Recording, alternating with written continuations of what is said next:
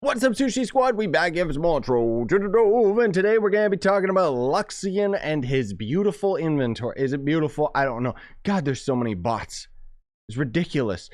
So if you're curious, first of all, about this costume that I'm wearing, this honeysuckle suit, let's call it, there's actually a new pack in the store right here, and I'll have a video talking about the pack and reviewing it probably tomorrow or something.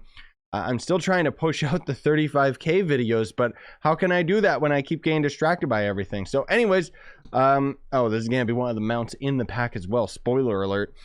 So let's go check out Luxion and see what he has in store for us this week. But before we end up opening up his inventory, I gotta let you guys know, if you're new to Trove, you can use that sign up link down in the description, and then anything you buy out of the cast up, I make a percentage of that sale. Thanks to Game and Go for the opportunity. Thanks you folks for watching at home who have actually done that. Anyways, let's take a peek. That's not a bad inventory. It's not great, but it's not bad. So we've got, first and foremost, the Arcanium Steamboat, which the Steamboat, as far as I know, like, this is kind of weird that he's selling this, because this is supposed to be exclusively from the Steam store pack. I mean, I guess it's good because this means that console players can get it, and I'm assuming that's the point. I don't know if this opens the sale as well. I think it just unlocks the boat, unfortunately. But it's a pretty cool boat, actually. Like, I do genuinely like this one. There's not really many of the boats that I do like, but it's cool just because it's a paddle wheel boat. I just would have liked to see it animated a little bit more, maybe smoke coming out of the stacks or something like that, just to give it more of a Steam vibe, I guess. I don't know. And then we got Sabadar. Is that Sabadar? I spelt it wrong. Sabadar. So this was a promo mount. I don't even remember where this was from, but oh yeah, this was probably the summer event or something like that, because he's got like popsicles and you know, he's sweating like crazy. He's a hair animal. I don't know if the deer sweats, but whatever. And then somehow somebody got a sand bucket stuck on his horn. It's not my favorite mount. I don't really like these deer mounts the absolute best. The booster seat I have a lot of nostalgia for, just because this was one of the first mounts in the entire game that was in the cash shop, and I kind of like the video effects of it. Like, I kind of like the simplicity of this mount. You know, like, it's got just kind of a decent color palette.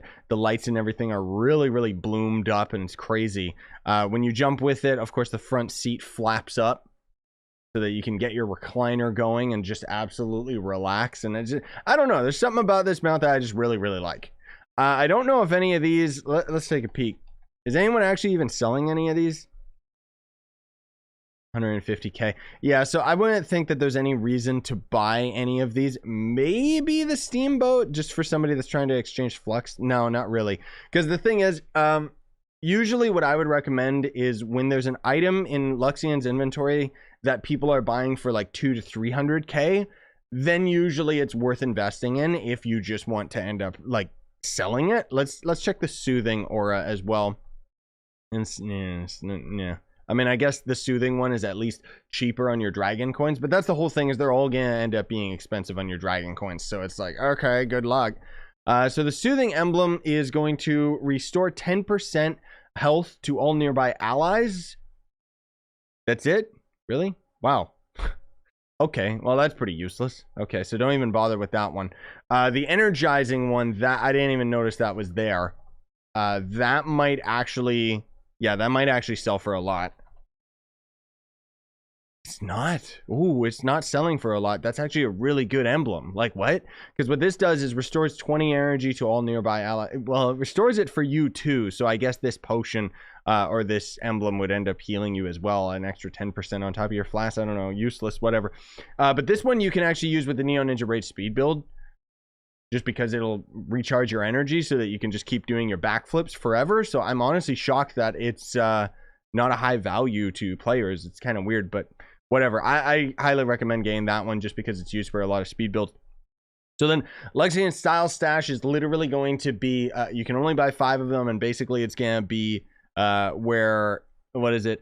It'll unlock a random seasonal event, pinata, or Luxion equipment style. So you know when you end up checking these style section, literally it's just that. It'll just unlock some random thing that'll give you like 1 mastery. Just, who cares? And then we've got Streamer Dream 3 boxes. 3.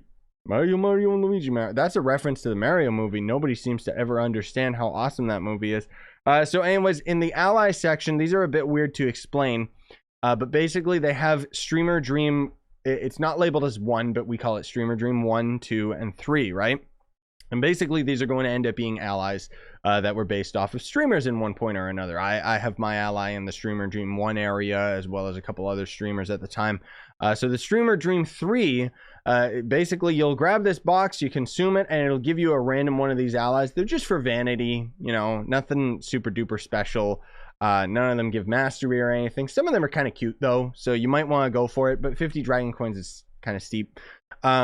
It's entirely up to you. Just because you don't get mastery out of it is why I'm saying it's a bit steep. So then there's the Golden Hoard Dragon Soul, and this is probably, if you have consistent dragon coins, this is probably going to end up being the big thing that you're going to want to spend on, because what it's going to do is give you tons and tons of mastery in terms of the Golden Hoard Dragon Ascension. So you consume 1 soul, you get 10 mastery. You consume 5, you get 50, but you'll also end up getting an ally, which is a really, really good starting ally if you're at the beginning of the game. So it doesn't even cost that much dragon coins, so on and so on and so on and so on. You can end up checking this for yourselves, but you get lots and lots of mastery out of it, and you end up getting the Luxion Dragon out of it. You get multiple forms of the Luxion Dragon, actually, until you finally end up getting the big boy Chungus one, which, by the way, side note here, Valkazar, which is the Mastery Dragon, I'm so close, dude. I'm so close to actually getting him. I only need 2 mastery levels, which is very, very expensive for me because it costs 350 mastery for me to get individual levels. So if both of those stay the exact same, that means I need to get like 700 mastery points, which is disgusting and is going to take a while. But anyways, this is going to be the fully maxed out Luxion Dragon, which is quite cool.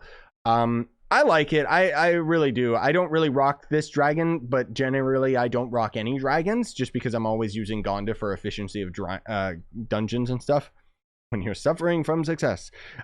This guy's really cool, though. I like the gold effect that they have on him. He actually has unique V effects where he shoots and explodes flux when his Dragon Balls hit the ground.